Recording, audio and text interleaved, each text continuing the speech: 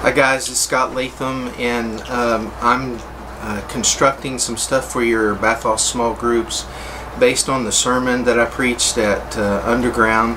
That sermon, if you want to look it up and read it together as a group as you get started, it's Mark chapter 9 verses 30 through 41. It captures the story of Jesus once again for the second time telling the disciples that he's going to Jerusalem to die. Then he confronts them about this conversation they're having behind his back about who's the greatest, and his conversation about defining that for them.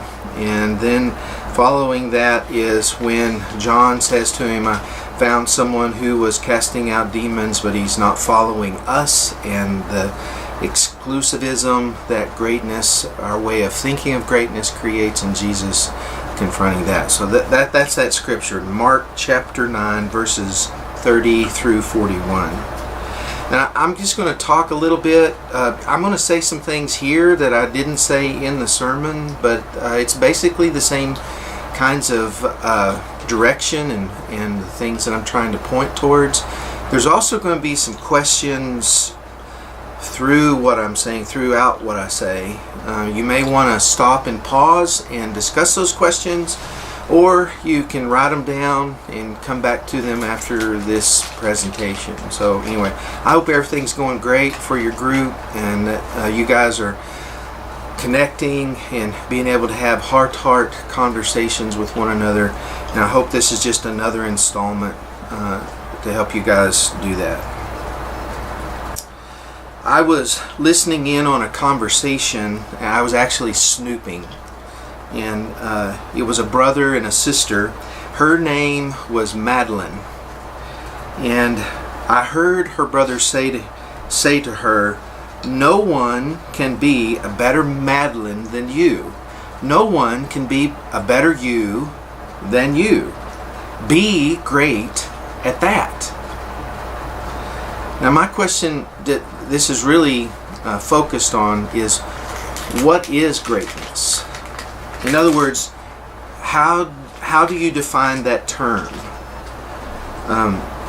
And then the other question I would ask as you wrestle with what is your definition of greatness is to also think about, what does the world around you, what's their definition? How do they define this idea of greatness? I think this is an important question to be asking, because one is, I think there is this emphasis to be great in our society, but I also think that God has called us to greatness, so that it's written within us. Now, I want to say, I think, now this is my opinion and a few others, that there is a new dilemma showing up in your generation. People all through your life have been telling you that you will do great things, you will accomplish great things, you will change the world. This is sort of a phrase that people use. You heard it from parents, from pastors, from youth directors, from teachers, professors. Maybe it's been a part of some of your social media. Go out and invent the next Tom's shoes, or make the next phone app that brings greater integration to what people do, or whatever. Go out and change the world. But here's what's happening. I know that you're not graduated out of college yet, but what's happening is that people in your generation are graduating, and then they end up, instead of changing the world, they work retail. Instead of getting that dream job, they find themselves working for Starbucks. And so there is this growing sense of failure. Instead of being great, a sense of being a loser. Or there are some who now will get that dream job, but the reality of that job isn't anything like they thought it would be.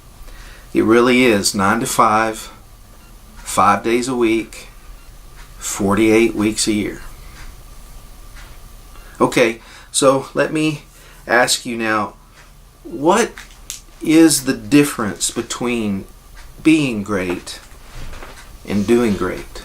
And I'm asking you to distinguish between those two. What is the difference between being great and doing great?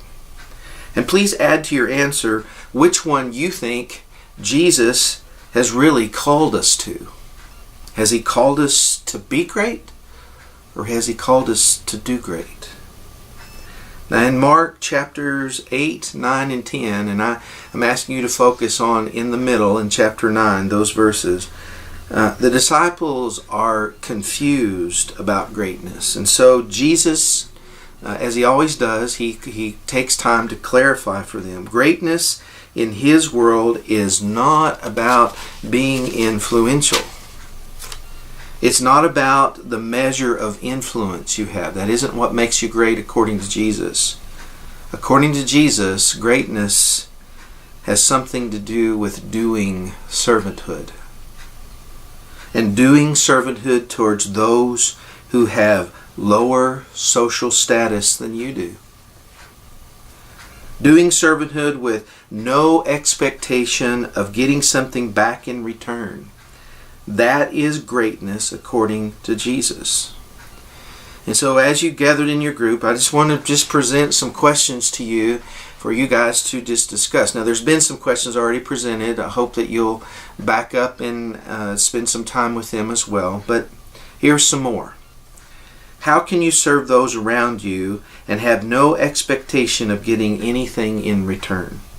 How can you start doing that? Think about your situation, your circumstances. How could you start doing that? Another question. Who has God put in your world that society says has less status, less value, less clout than you have? And how might you serve them? Third question. How does serving mom, dad, brother, sister, classmate, co-worker, how does that kind of serving look like in your life? Is it non-existent? Is it at a 0? Or are you doing pretty good? Are you an 8, a 9, or a 10 at offering servanthood to those people? Mom, dad, brother, sister, classmate, co-worker, maybe just others that you could name. What's that look like in your world?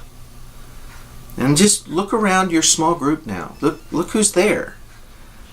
Who could you be a servant to this next week and really make a difference in their life, but not for your own gain, not for anything in return? Or maybe it's just not next week. Who could you, look around your small group, who could you serve the rest of this semester? Okay, what are ways you could serve each one in this small group that you're in with no intent of personal gain? Rather than just picking out one person and serving them, how about pick out each one? Find a way to serve each one. Here's a challenge for you. Just consider this challenge. See if you can do a random act of kindness to someone in your group. Or even as a group, pick someone's to do a random act of kindness and do it anonymously so that there is no way there can be payback. So that there's no way you can get any personal gain out of it. And think about this. What if we could create a culture of doing this often?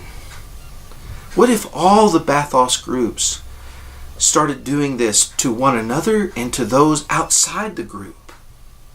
What if we could create this kind of servant culture at the Wesley?